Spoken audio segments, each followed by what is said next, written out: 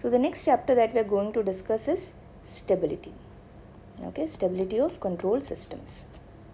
Now when it comes to stability, you have absolute stability, okay, and relative stability.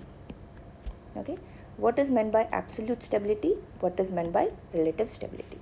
Okay, so absolute stability, it deals with whether a system is stable or not. Okay, so it only deals whether it is stable or not. But relative stability deals with how stable a system is.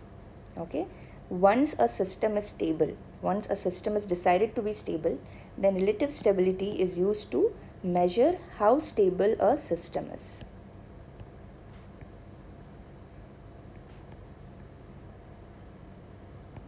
Okay, so that is the difference between absolute stability and relative stability. In this lecture, we will discuss about stability of LTI systems only. Okay, now the response, the output of a LTI control system is divided into two parts. Okay, the total response, we can divide it into zero state response and zero input response. Okay, the total output will be zero state response plus zero input response. So what are these?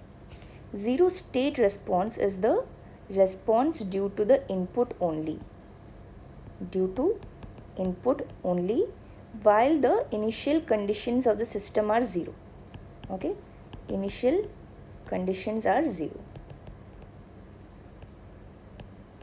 So if you use the transfer function and you multiply it with the input, then you will get the zero state response, right? Because while we use the transfer function, we set the initial conditions to zero. Okay, so that is the zero state response. What is meant by zero input response? Okay, this is due to initial conditions only. Okay, so if a system has some initial conditions, what will be the output because of these initial conditions while there is no other input? Okay, so the input will be zero. That is meant by zero input response. Okay, now for a system to be stable, what are the conditions that have to be satisfied by the zero state response and zero input response?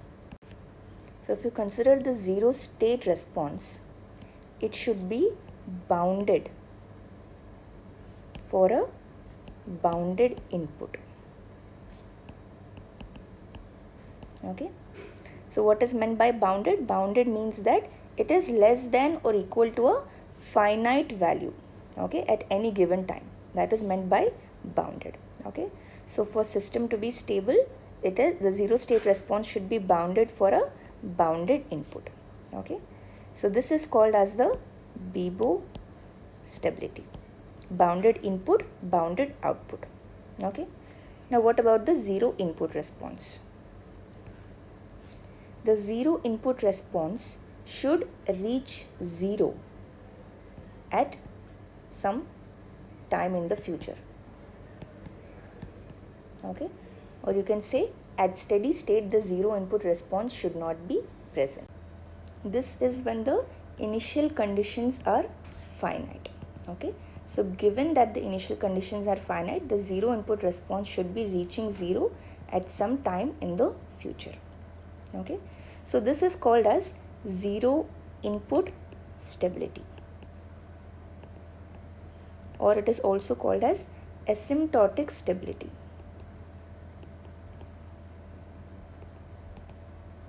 Okay, so for a system to be stable, okay, the Bibo stability, it should be Bibo stable, that is bounded input, bounded output. Okay, and it should also be asymptotically stable. Okay, so these are the two conditions. But here we are discussing only about LTI systems, right? For an LTI system, if it is Bibo stable, then it automatically follows that it is asymptotically stable. Okay, So while we are discussing LTI systems, we will only discuss BIBO stability, because once the BIBO stability is satisfied, okay, it will follow that there is asymptotic stability. Now for an LTI system, the condition for BIBO stability is that the area under impulse response should be finite. Okay, so this is the condition for a LTI system to be BIBO stable, bounded input, bounded output stable. Okay, so this is the condition. If you take the impulse response of the system and you find out the area under this impulse response, then it should be a finite value. Okay, this is the condition of BIBO stability. Now you also have a proof for this condition. Okay, since it is not that important, we will not be discussing it step by step, but if you want to know the proof, then you can pause the video and you can check this proof out. Okay, so this is also available in the book. You can check in the book also. So if a system is BIBO stable, if the condition is satisfied, then it is a stable system. Okay, but if it is not satisfied, if BIBO stability is not satisfied, okay, then it can be either an unstable system, or it can be marginally stable.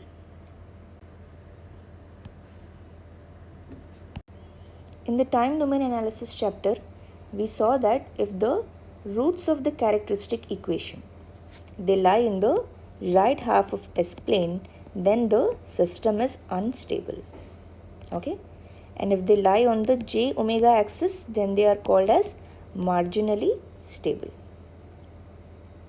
And if they lie in the left half of S plane, then they are called as stable. Okay, so this is what we derived for a unit step response of a second order system. Okay, now if you consider any LTI system, okay, then if the roots of the characteristic equation, they lie on the RHP or on the j omega axis, then BIBO condition is not satisfied. This also it can be proved. Okay, so this is the proof, but we will not be discussing this proof. Okay, but you can pause the video and you can check it out, and it is also available in the book. Okay, only once very long time back in the subjective paper, in the ESE subjective paper, this proof was asked. Okay, so here G of t is the impulse response. Okay, we are getting the final condition. This is one condition and this is one condition. Okay, from these both conditions we can get that infinity is less than or equal to 0 to infinite G of t dt. Okay, from these two equations, this means that the area under the impulse response is greater than or equal to infinite. That means it is not a bounded value. Okay, it is an infinite value. Okay, so the impulse response, the area under the impulse response is not finite for the case of roots of characteristic equation lying in the RHP or the j omega axis. Okay, so for such a case, BIBO condition is not satisfied. So we have discussed that if the BIBO condition is not satisfied, if it is satisfied, well and good, it is a stable system. If it is not satisfied, it can either be an unstable system or it can be a marginally stable system. Okay, now we will see what is meant by marginally stable system. Okay, so in the case of roots of characteristic equation lying on the RHP, okay, or multiple order roots on the j omega axis, then the system is unstable for an LTI system. Okay, condition for an LTI system. But if you consider simple roots on the j omega axis, what is meant by multiple order and simple roots? Multiple order is more than one root on the j omega axis. Okay, at one point. Okay, what is simple roots? Simple roots is the root will be of order 1 only. Okay, so if there are simple roots on j omega axis, then the Beebo condition is not satisfied, but the impulse response itself is bounded. That means if you give an impulse input, okay, then the output, which is the impulse response, is bounded. Okay, that means for certain inputs, the output is bounded. Okay, even though area under the impulse response is not bounded, the impulse response itself is bounded, so the output will be bounded. Okay, so this is happening only for certain inputs. Such systems are called as marginally stable systems. So it will depend, their stability will depend on the type of input that we give to it. Here we have a few examples. Okay, in the first column we have location of poles of the transfer function. In the second column we have the impulse response. Okay, depending on that we will see whether it is marginally stable or unstable. Okay, so for the case of pole, a simple pole at origin, okay, so the transfer function will be 1 by s, right? So if you take the inverse Laplace transform of this transfer function, you will get the impulse response. Why? Because transfer function is nothing but the Laplace transform of the impulse response, right? So you can easily get the impulse response from the location of poles. Okay, so we can see that the impulse response, it is bounded, it is having a value of 1, because L inverse of 1 by s will give you 1, right? So the impulse response is having a finite value at any time. Okay, but if you take the area under the impulse response, okay, so as time increases, this area will go on increasing, right? So the area under the impulse response is not finite, so the Beebo condition is not satisfied. Okay, but the response itself is bounded. Okay, so such a kind of system is called marginally stable, right? Because the output is bounded for some inputs. Okay, and if you consider the second example, okay, it has multiple poles at origin. So let us say it is 1 by s square. Okay, so if you take the inverse Laplace transform, you will get t. Okay, the function will be t. So it will be a straight line with a certain slope. It is going on increasing.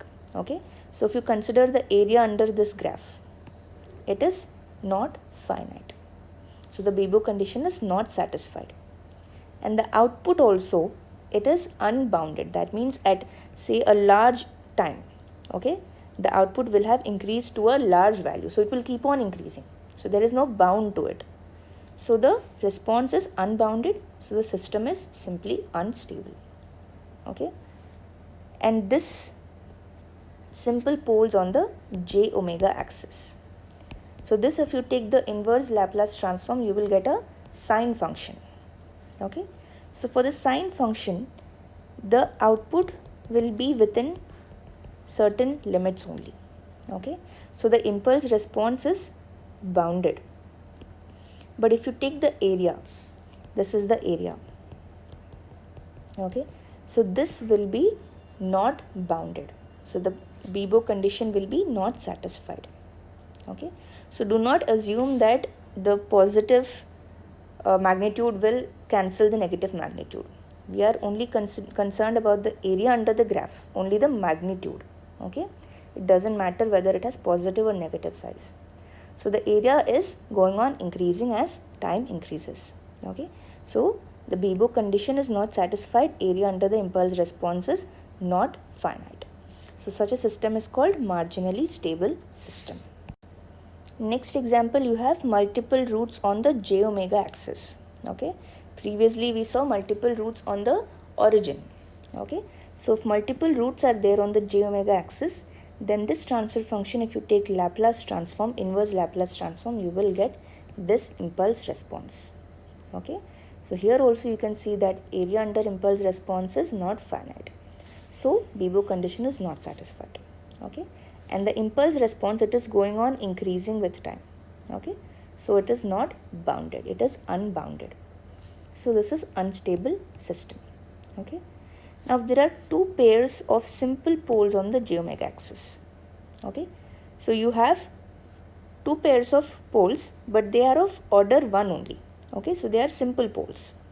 So this, if you take the inverse Laplace transform of the transfer function, you will get this impulse response. So you will get two separate sine waves of different frequencies, right? So this also area under the impulse function, it will not be impulse response, it will not be finite, so the Biot condition is not satisfied. Okay, but the output itself, the impulse response itself is bounded. So this is a marginally stable system. Okay, so from these various examples we can see that if the roots are lying on the j omega axis, okay, if the roots are of multiple order, then the system is unstable. Okay, but if they are simple order poles, then the system is marginally stable. Okay, so in case of RHP, anyways, the system is unstable. Okay, and if the roots are on the left half, then they are stable. So these are the examples we discussed only for roots lying on the j omega axis.